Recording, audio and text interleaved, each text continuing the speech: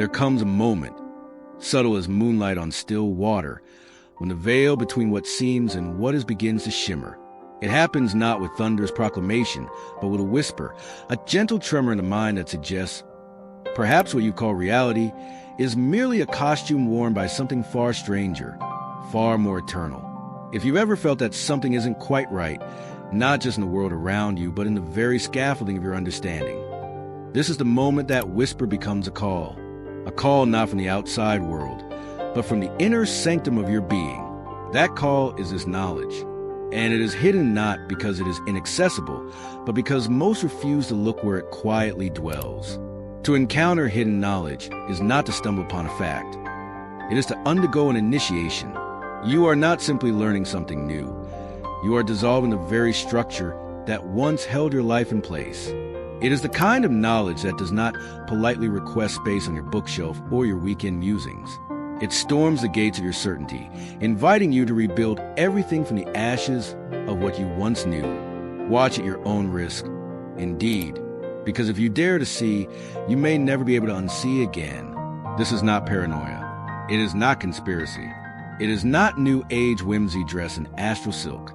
This is a slow, intentional peeling back of the layers we've wrapped around ourselves like blankets in the cold. Civilization, culture, language, even memory, each has its own rhythm and illusion, weaving a tapestry that we call reality. But underneath that fabric lies something raw, something primordial and electrifying. The truth, not the truth handed down by institutions, but the kind you feel in your bones, before words try to contain it. We were not born into a neutral world. We were born into a theater, a script already in motion, characters already cast, scenery already painted. We learned the rules by mimicry and memorization, believing that if we played the game well enough, we'd win a sense of peace, a life of meaning. But peace eludes, and meaning feels hollow when the game itself is suspect. The hidden knowledge reveals this theater not as a malicious trap, but as a dream within a dream, a space designed not merely to imprison consciousness, but to challenge it, provoke it, awaken it. And what is the illusion, really? It is not just that the world is made of matter and motion. The deeper illusion is that you are merely a participant, that you are separate, that you are powerless, that your thoughts are echoes instead of origin points. The illusion is an architecture built on disconnection, from source, from self, from each other. And this knowledge, veiled and ancient, held in fragments by mystics and sages throughout time, seeks to reverse that forgetting. Like a lighthouse flashing through fog, this hidden knowledge arrives with paradox, that you are both the dreamer and the dream, both trapped and utterly free, both human and something entirely beyond that label. To grasp it is to look into a mirror and no longer recognize a face staring back, yet feel more yourself than ever before. It unearths the soul beneath the persona, the silence beneath the noise, the infinite behind the finite flickers of experience. In some ways, this unraveling is a death, a kind of egoic demise that precedes the resurrection of awareness. You may feel the ground beneath your beliefs tremble. You may feel time stretch and warp as moments open into eternities. You may even grieve as the identity you once wore like a favorite coat begins to fray and fall away. But what remains is not nothing. It is everything, the totality of being, humming softly, waiting patiently for your return. What we call reality has been stitched together by agreements, some conscious, most unconscious. But agreements can be rewritten. And once you see that the tapestry is made of threads you did not choose, you also begin to see your power to weave anew. That is the secret. That is the danger. That is the invitation. This knowledge is not for the faint of heart, nor for the casually curious. It does not conform to the tidy lanes of comfort or the manicured gardens of consensus. It breaks things. It liberates. It heals by tearing away falsehood. And in its wake, it leaves not despair, but a strange and luminous freedom. A freedom that has always been yours, hidden beneath the rubble of assumptions and inherited scripts. This exploration is not linear. It is not a ladder, but a spiral. Each layer you uncover folds back into the next, revealing deeper harmonics of truth, older echoes of knowing. You will not emerge the same. That is not a threat. That is a promise. For to truly see, to truly know, is to collapse the illusion not in anger, but in awe, in reverence, in the deep and trembling joy of remembering. So, if you feel the pulse of something ancient stirring within you, an itch in the soul, a flame in the mind, lean in, let the unraveling begin. To begin unweaving the grand illusion, one must first come to terms with its astonishing elegance. This reality, this matrix of perception, is not a crude deception, but a work of staggering complexity. It is an artful simulation, a perfectly tuned symphony of sensory input, emotional echo, and mental narrative. And it is so convincing because it was designed not to imprison, but to teach. Like an ancient riddle etched into the walls of a forgotten temple. Its power lies not in keeping secrets, but in how it invites a seeker to ask better questions. One of the core revelations embedded in this hidden knowledge is that reality is not something you passively inhabit. It is something you actively generate. Every thought, belief, and emotion is not merely a reaction to a world out there, but a building block of the world itself. The universe is not external. It is a mirror, a projection of consciousness onto a field of infinite potential. When you look out, you are really looking into the coding language of your own soul's vibration. Here we encounter the first great theme, reality as reflection, the idea that the physical world is not primary, but secondary, an echo of the unseen realms. Ancient mystics knew this well. They spoke of the Maya, the dreamlike veil that overlays pure awareness. The quantum physicists of the day, in their own strange tongue, whisper the same truth. That observation collapses probability into form, that energy responds to awareness. The separation between science and spirit begins to fray under the weight of such revelations. This leads us to a second intertwined concept, the illusion of separation. The most foundational belief held by the illusion is that you are an isolated being in a world of otherness, a skin-wrapped soul floating in a sea of random matter. But this separation is an elaborate fiction.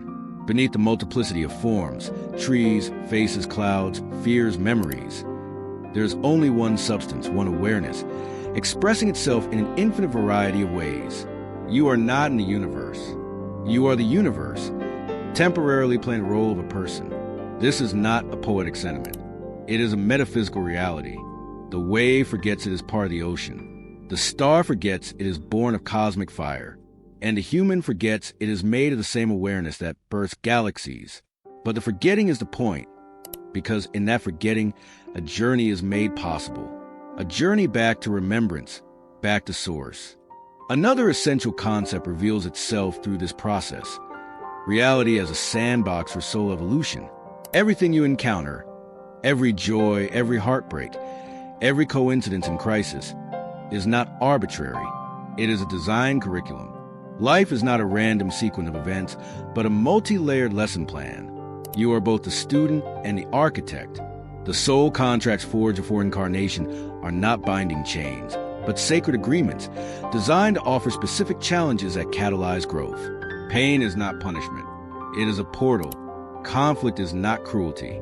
It is contrast. And contrast is how we sharpen our perception of the real. And yet, the illusion keeps us looping to the surface. We become mesmerized by the form, chasing validation, survival, identity. The ego constructs an elaborate fortress to protect us from the unknown. But in doing so, it often protects us from truth. This gives rise to the fourth core theme. The ego as a necessary veil. The ego is not the enemy. It is a tool, a mask worn by the soul to navigate duality. But the mask must eventually be recognized as such. It must be honored, then transcended. The illusion is not just out there. It is internal. It is a voice that tells you you are small, that you are separate, that you must earn your worth through struggle and sacrifice.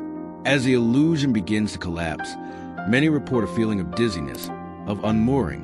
The structures that once gave life meaning, career, success, identity, begin to feel hollow. This is the ego crumbling under the weight of expanded awareness. It is not death. It is metamorphosis. The caterpillar has no concept of wings until the cocoon begins to dissolve. And so, too, do we discover the fifth and most mysterious concept, transformation through surrender. True awakening cannot be forced. It is not an achievement. It is a surrender, a letting go of control, of certainty, of needing to know. In that surrender, something ancient and eternal is reborn. The hidden knowledge is not a doctrine. It is not dogma. It is an invitation to remember what was never truly lost. A remembering that comes not with a trumpet blast, but with a still, small voice inside you whispering, "You've always known." As these core concepts begin to unfold within you, the structured reality itself starts to respond. Synchronicities increase. Dreams intensify. The mundane becomes symbolic.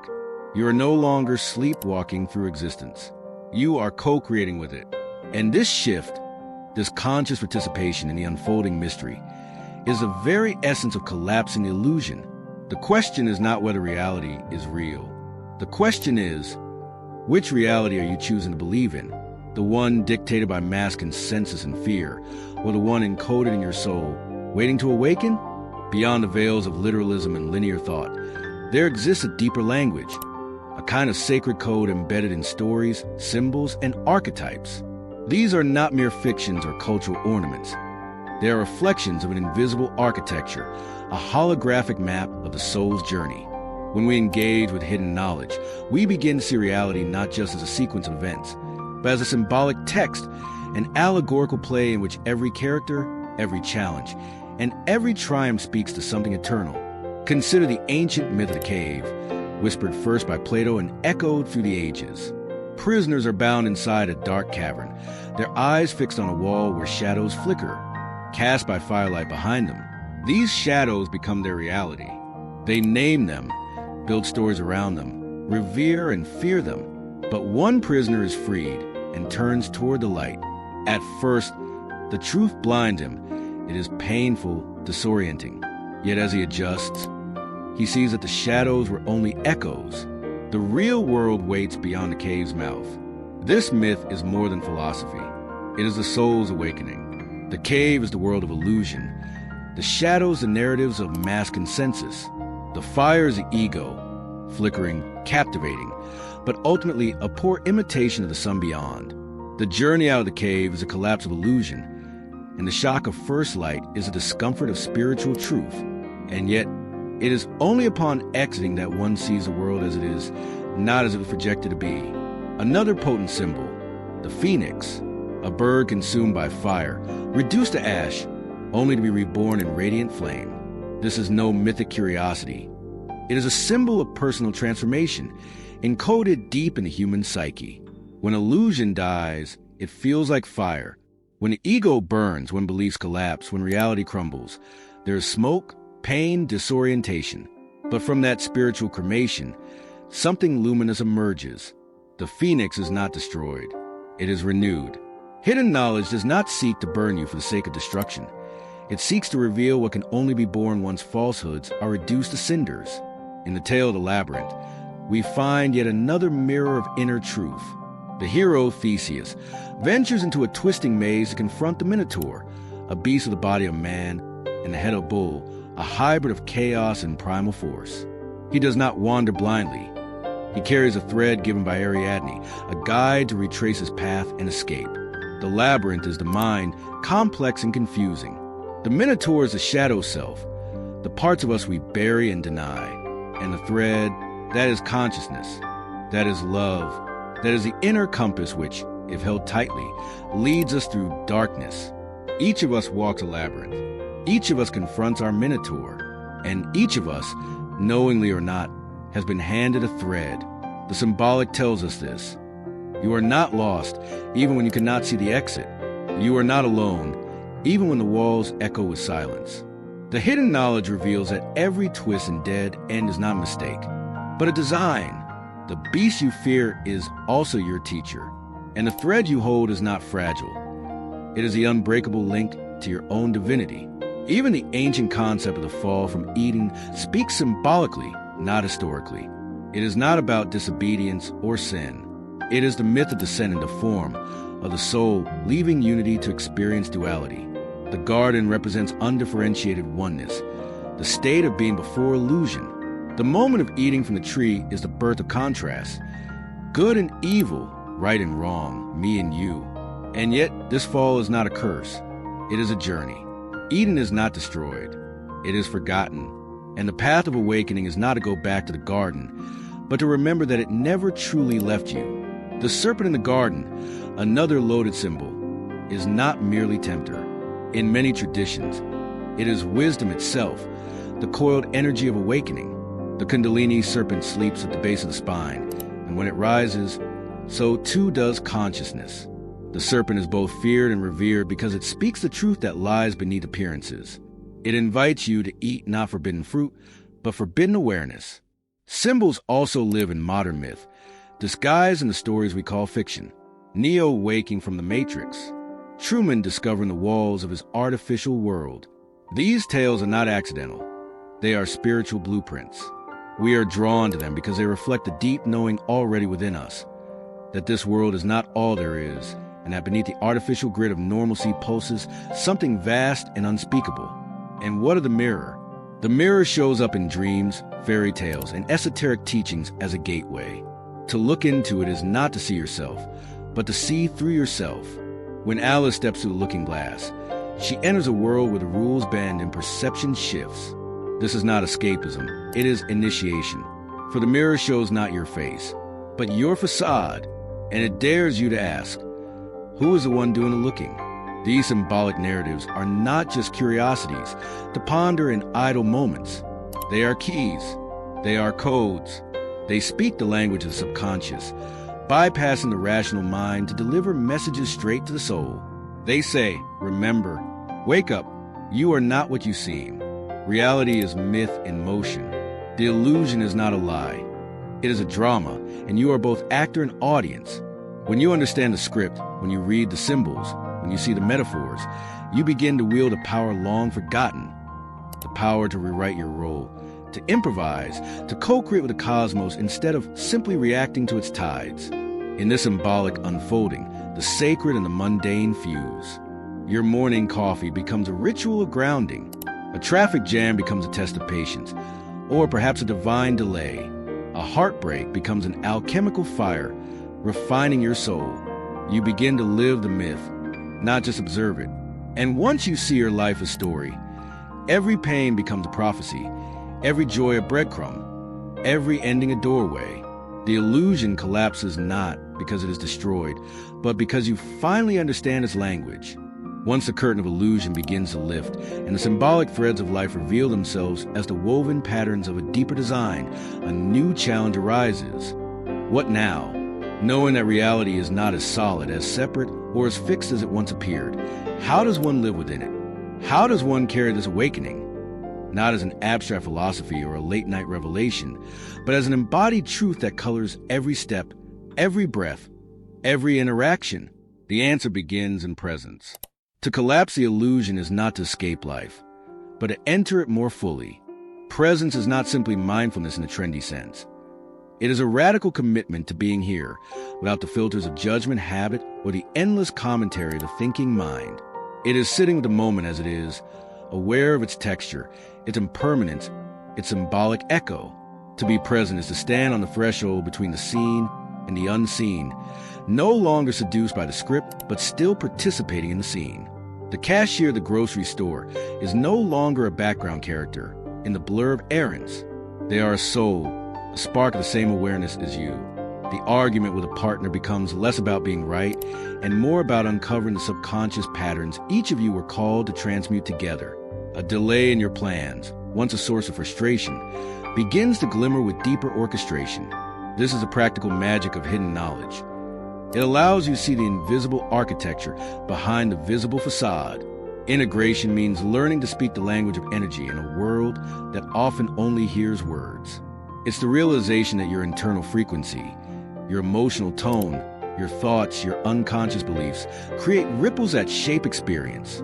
When you become conscious of this field, you shift from being a passive consumer reality to an active participant in its unfolding. The world is no longer something that happens to you. It becomes a mirror that reflects back your own state of being. But this awareness comes with responsibility. When you know that judgment constricts energy, that fear magnetizes illusion, that resentment distorts perception, You can no longer pretend to be a victim of your circumstances. The outer world becomes a canvas for inner mastery. This doesn't mean bypassing pain or pretending everything is fine. On the contrary, it demands deeper honesty. If your life feels stagnant, chaotic, or repetitive, the question shifts from, why is this happening to me? To, what am I being shown about my alignment, my lessons, my unhealed wounds? The collapsing illusion doesn't create detachment from the world. It creates engagement with it, but on a new frequency. You may find yourself shedding old skins, relationships based on unconscious contracts, careers rooted in validation rather than purpose, beliefs that once offered security but now feel suffocating.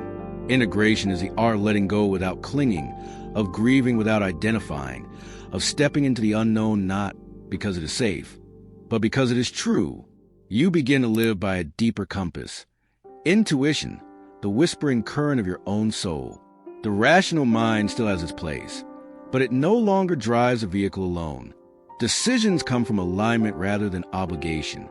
You begin to notice the difference between efforting and allowing, between pushing against life and moving with its unseen tides. This is not about passivity. It is about co-creation, where your will is aligned with a current far wiser than the mind can grasp. And still, life doesn't become perfect. The world does not instantly shift into utopia. Challenges continue. But now, those challenges are experienced as teachers. A financial collapse may be the soul's way of redirecting you toward your deeper mission. A betrayal may be a catalyst for boundaries and self-worth. A failure may be the sacred pressure required to crack open your shell of identity, so something vaster can emerge. Practical integration also means learning to exist between worlds. You walk among people who may still be asleep within the dream, who are still reacting from fear, ego, and conditioning. Compassion becomes your superpower. You do not awaken to judge others. You awaken to love them more fully, even as you recognize the dream they inhabit. Your presence becomes a silent transmission, an energetic invitation. No preaching is needed. Authenticity speaks louder than doctrine. There may be times when you feel isolated, caught between the old and the new, unsure how to relate to a world that seems obsessed with surface while you feel pulled into the depths. This is the price of waking up, but also its blessing, for in those moments, you will begin to feel the presence of a deeper network, a soul family scattered across the globe, connected not by blood or language, but by frequency. You will start to recognize them, not just in others, but within yourself. You are not alone. You were never alone. The path was encoded in you all along. One of the most powerful shifts that arises from integrating this hidden knowledge is the release of the need for external validation. You no longer seek applause to know your worth, nor do you fear rejection as a sign of failure. You are anchored in something deeper. You are aware that your essence cannot be touched by success or failure, praise or scorn. It is, and that is enough. From that place, all you're doing becomes sacred, not because it is grand, but because it is real. Even the most mundane actions, washing dishes, tying your shoes, sitting in traffic, become opportunities for presence, for reverence. Life becomes less about achieving something and more about being someone. Someone true, awake, alive. The illusion doesn't disappear entirely. It still flickers at the edges. But now you see it. You recognize its shimmer. And that recognition is what dissolves its grip. Perhaps the most practical implication of all is this. You begin to trust life, not in a passive, naive way, but in a way born from deep communion with the mystery. You begin to feel that life is not happening to you, but for you and through you, that even when you stumble, it is into deeper knowing, that even when you fall, it is towards something sacred. And so, to walk with hidden knowledge is not to float above the world, untouched and aloof. It is to walk it more humanly, more soulfully, more courageously. It is to feel deeply, love radically, and live consciously, knowing that every moment is both real and symbolic, illusion and revelation, form and formlessness in sacred embrace. There comes a moment in every great journey, not where the path ends, but where it dissolves beneath the feet, where the traveler no longer walks towards something, but as something. This is the threshold we now approach. Not a grand finale, not a crescendo of fireworks or prophetic final words, but a gentle shift like the changing of tides, the quiet drawing back of the curtain, revealing that the stage was always a mirror. This hidden knowledge will collapse your illusion of reality. It was never about entertainment nor intellectual curiosity. It was an initiation, one that whispers, not shouts. It reveals not with thunder, but through silence. The collapse of illusion is not a singular event, a cinematic climax where the simulation glitches and the sky cracks open. It is far more intimate. It is the moment you see yourself clearly in the eyes of a stranger. It is a subtle yet undeniable recognition that your suffering held a pattern, your longing a compass, your heartbreak a sacred rite of passage. You may have expected knowledge to come wrapped in complexity, in language meant only for the initiated. But the deepest truths are simple, not because they're shallow, but because they are total. They cannot be fragmented. They do not need explanation. They live in the silence between your thoughts, in the breath that pauses before you speak, in the hush that settles after the ego surrenders its latest story. In these spaces, truth sings. And what it tells you is this: you are not your name. You are not your roles, your traumas, your desires, your failures. You are the awareness in which all of these appear. You are the stillness behind the storm, the observer of the dream, the consciousness that has worn 1,000 faces and forgotten each one. This life, it is a dream, not because it is fake, but because it is symbolic. You are dreaming yourself into being, moment by moment, with every belief you hold, every story you tell, every truth you dare to embody. When illusion collapses, it is not the world that falls. It is your identification with it. The house remains, the street remains, your body still breathes. But you no longer believe the projection. You no longer mistake the mask for the soul beneath. You begin to live in paradox. To be in the world, yet not of it. To play the game, while remembering it is a game. To cry and grieve and rage, and still hold the unshakable knowing. This too is sacred. Transformation, then, is not a lightning strike from the sky, nor a fire that consumes a forest in a single night. It is a slow ignition, a remembering that builds from within, a warmth that spreads through your being, lighting forgotten corners, calling forth parts of yourself you left behind in pursuit of acceptance, safety, normalcy. You become whole not by adding more, but by reclaiming what you abandoned.